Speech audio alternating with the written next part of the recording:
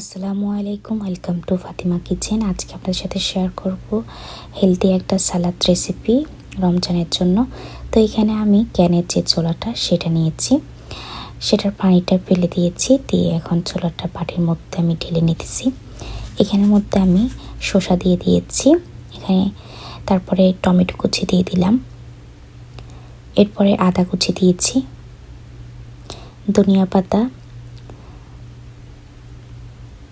এরপরে দিয়ে দিলাম একটা কাঁচামরিচ, পেঁয়াজ কুচি,